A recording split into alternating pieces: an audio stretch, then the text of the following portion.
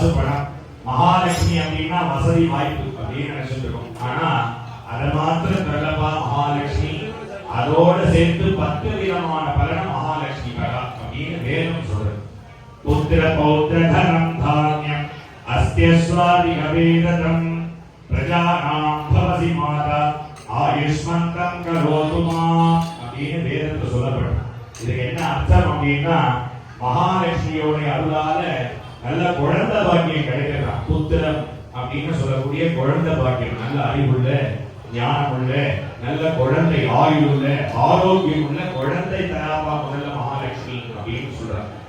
அப்பேற்பட்ட மகாலட்சுமியோட அருளால அடுத்தது பௌத்திரம், பேரம் பேட்டியெல்லாம் தந்து வம்சவருத்தியை தராப்பா மகாலட்சுமி அப்படின்னு வேதம் சொல்றது.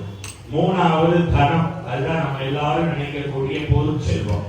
அந்த வசதி வாய்ப்பு, செல்வ செழிப்பு, அதையும் தராப்பா மகாலட்சுமி. வசதி வாய்ப்பு, செல்வ செழிப்பு அமைஞ்சா மட்டும் பத்தாது, அதை அனுபவிக்கணும் இல்லையா? அதுதான் பெரிய விஷயம். அதுக்கு பேர் போகம்னு பேர். அந்த செல்வ செழிப்பையும் செல்வ செழிப்பை அனுபவிக்கக்கூடிய பாக்கியத்தை தரா மகாலட்சுமி அப்படின்னு சொல்றது. நாலாவது தானியம். தானியம்னா நம்ம எல்லாரும் போதும்னு சொல்லக்கூடிய ஒரே ஒரு விஷயம் ஆகாரம்.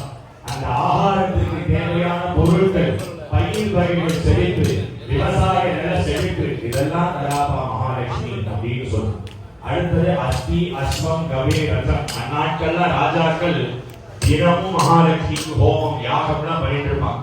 அதெல்லாம் எதற்காக அப்படின்னா மகாலட்சுமியோட அருளால தான் அந்நாட்கள்ல ராஜாக்களுக்கு தேர்ப்படை, காலாட்படை, குதிரைப்படை, ஆணைப்படை, இந்த மாதிரி படைகள்லாம் அதிகரிக்கும். இப்போ நம்மளுக்கு தேர் எது அப்படின்னா நம்ம வசதியா வீட்டை விட்டு இறங்கி கீழே வந்த உடனே அடுத்த ஸ்பாட்டுக்கு போகிறதுக்காக நம்ம யூஸ் பண்ற வெஹிக்கிள் தான் நம்மளுக்கு தேர். அப்பேற்பட்ட வஸ்து வாகன யோகம்லாம் மகாலட்சுமி கரா அப்படின்னு சொல்லப்பட்டது.